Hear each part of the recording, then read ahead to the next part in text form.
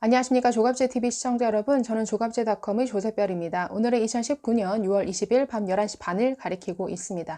네, 북한 주민 4명을 태운 목선이 삼척항을 통해서 그야말로 자체 입항한 이 사건, 이것은 우리 국방태세가 그야말로 뚫렸다, 완전히 안보태세가 엉망이다 라는 점에서도 충격적이지만, 더 심각한 것은 이 사건을 거짓으로 일관하고 은폐하고 축소하려 했다라는 이러한 정황입니다.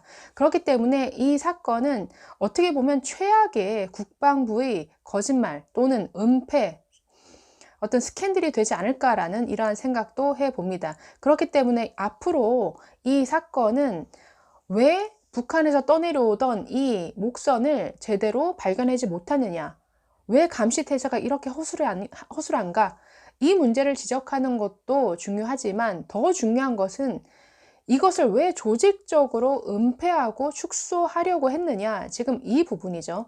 그렇기 때문에 국방 안보와 관련해서 거짓말을 하려고 했다라는 것, 그리고 이것을 누군가가 조직적으로 어떻게 움직였느냐 하는 이 부분이 제대로 조사되어야 되고 확인되어야 되는 부분입니다.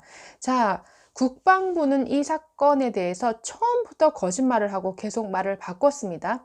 네, 이 사건이 일어난 시점은 지난 15일 아침이죠. 15일 아침 오전 6시 50분경에 북한 목선이 요트가 정박하듯이 삼척항에 스스로 정박을 했습니다. 그리고 우리 주민에게 말을 걸고 나 북한에서 왔소 라고 이렇게 저절로 그야말로 신고를 한 이러한 사안입니다. 자, 이에 대해서 조선일보 단독 보고에 따르면 당시 해경이 주민으로부터 신고 접수를 받고 당시에 이 상황 보고를 정확하게 했다라는 것이죠.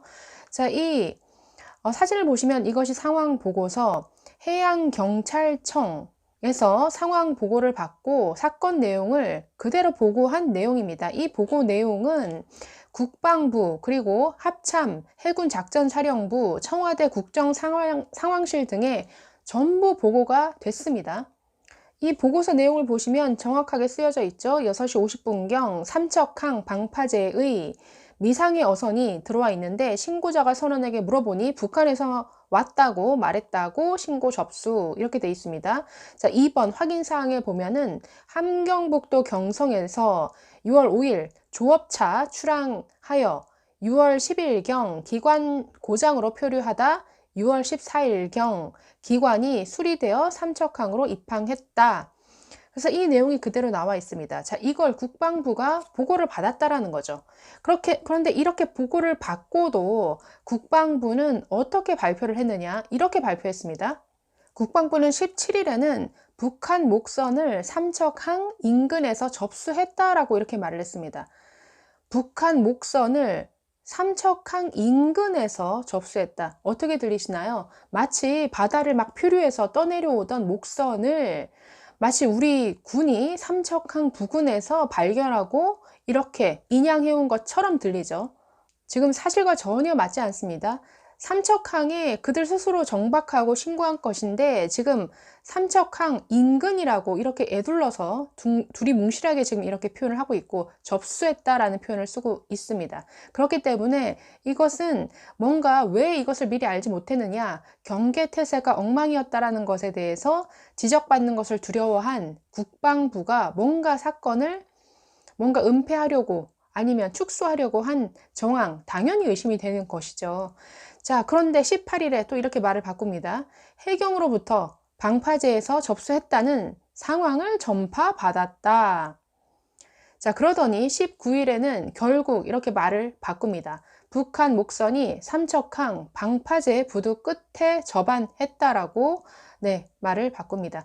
당연히 기자들이 왜 처음부터 이렇게 정확하게 얘기를 하지 않았느냐 질문을 했겠죠.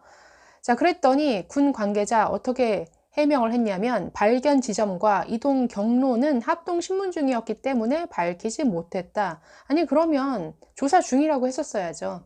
이미 해경으로부터 사실 관계를 정확히 알면서도 지금 거짓말을 했습니다. 말을 바꿨습니다. 이것은 심각한 국방부의 거짓말이고 은폐입니다. 이것은 국정조사를 통해서라도 그 책임자, 그리고 누가 이렇게 은폐하려고 했는지 알아내야 되는 부분이죠. 네, 국방부의 거짓말은 또 있습니다. 국방부는 왜 이 목선을 발견하지 못했느냐, 왜 레이더로 이것을 식별하지 못했느냐라고 문제 제기하자 어떻게 변명을 해왔었냐면, 이 목선이 너무나 작은 목선이고 높이가 1.5m밖에 안 된다. 그러나 당시 파도가 약 최대 2m 높이로 파도가 일렁이었기 때문에 그런 상태에서는 이 목선이 너무 낮아서 보이지 않을 수 있다라고 이렇게 해명을 했습니다. 그러나 이것도 거짓말로 드러났죠. 자, 사건 당일 10시 8분경에 해경 상황센터에서 군과 국정원 그리고 청와대 등으로 상황 보고서를 세 번째 또 발송을 합니다. 자, 거기에는 당시 기상 상태가 정확히 적시되어 있는데 이렇게 되어 있습니다. 당시 파고는 0.5m, 그리고 남동풍은 초속 4에서 6m로 뭐 거의 바람이 불지 않는 그런 상태였고 아주 맑은 날씨였다라고 이렇게 적시가 되어 있습니다. 기상청 자료를 봐도 당시 그러니까 최고 높은 파고가 0.5m고 평균 파고는 0.2m다라고 이렇게 발표되어 있습니다. 0.2m니까 파도 높이가 겨우 20cm였다라는 거죠, 평균. 그러니까 20cm면 바다 상태가 정말 호수처럼 잔잔한, 파도가 거의 없는 이런 상태였다라는 것을 알 수가 있습니다. 그런데 군은 처음부터 2m의 파도가 일렁이고 있어서 이 목선을 발견하지 못했다라고 또 거짓말을 한 것이었죠. 자, 이에 대해서 정경두 국방장관이 오늘 오전 11시에 국방부 청사 브리핑실에서 자, 이에 대해서 대국민 사과를 했습니다. 1분 30초짜리 대국민 사과를 하고 마치 자기는 책임이 없는 것처럼 정말 유체 이탈 화법으로 일관했습니다. 저는 정경두 국방장관의 이 사과문을 보면서 더 화가 났는데요.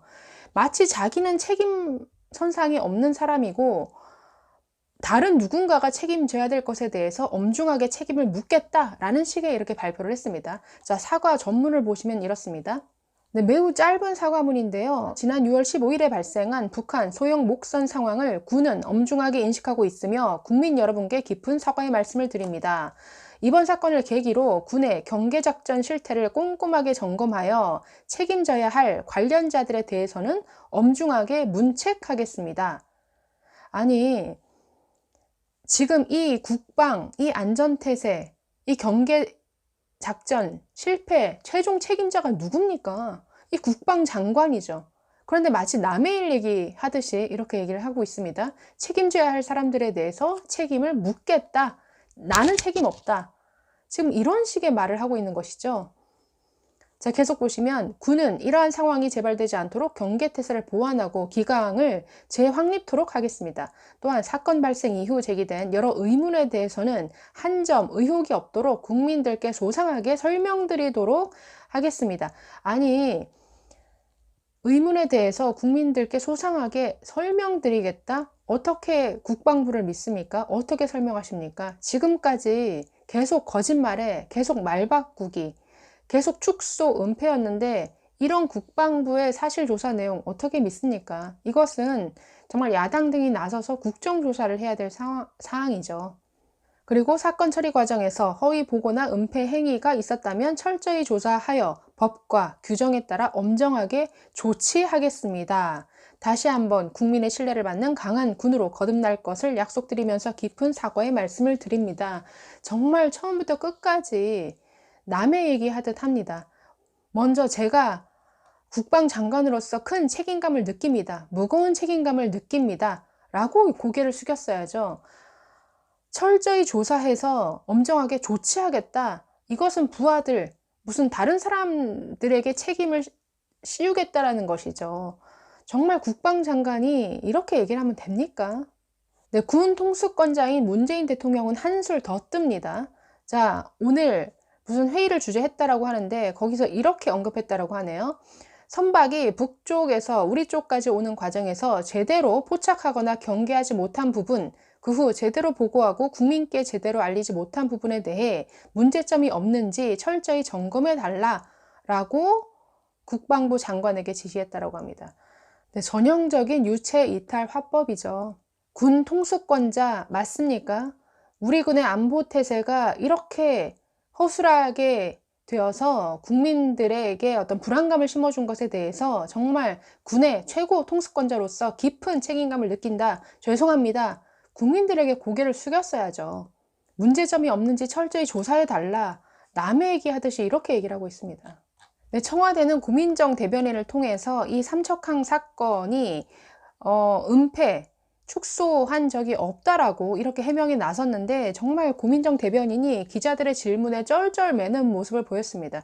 그리고 청와대가 해명한다라고 한 내용들이 정말 빈약하고 억지스러운 내용이었습니다. 예를 들어서 국방부가 최초에 삼척항 인근에서 해당 목선을 접수했다라고 이 표현을 했는데 이것에 대해서 고민정 대변인은 이렇게 말합니다. 국방부가 삼척항 인근이라고 표현을 썼다라고 해서 말을 바꿨다고 보는 것은 틀린 말이다. 그러니까 삼척항의 항은 보통 방파제, 부두 등을 포함하는 말이며 인근이라는 표현도 군에서 많이 쓰는 용어다. 내용을 바꾸거나 축소하려 한 것은 아니었다. 이게 무슨 말이십니까? 아니, 아까 군이 삼척항 인근에서 목선을 접수했다라고 표현한 것이 사실관계를 정확히 반영한 말인가요? 아니죠. 해당 목선이 스스로 자체 엔진으로 움직여서 삼척항에 정박했죠. 무슨 삼척항 인근에서 목선을 접수했다라고 표현하는 건 전혀 사실을 오도하는 그런 표현이죠. 그래서 오늘 청와대 고민정 대변인도 뭔가 국방부나 안보를 책임지는 당국에서 이 사건을 은폐하려거나 축소하려고 한 사실이 없다라고 방어를 했지만 기자들의 여러 질문에 정말 쩔쩔매는 모습을 보였습니다. 네, 6.25 전쟁 때 메가더 장군은 이렇게 얘기를 했다고 합니다. 작전에 실패한 지휘관은 용서할 수 있어도 경계에 실패한 지휘관은 용서할 수 없다라고 했습니다. 작전에 실패할 수는 있다라는 거죠. 왜냐하면 전력에서 아주 밀리거나 여러 능력이 모자라서 실패할 수 있다라는 거죠. 그러나 경계 실패라는 것은 이것은 능력의 문제가 아니라 그야말로 군 기강이 망가졌다라는 걸 뜻하기 때문에 경계 실패는 용서하지 못한다라고 이렇게 얘기를 했습니다. 자, 그런데 지금 우리 국방부의 모습은 어떻습니까? 경계에 실패한 것도 용서 못 받을 짓인데 여기에 더해서 거짓말까지 하고 있습니다. 자, 더 용서할 수가 없죠.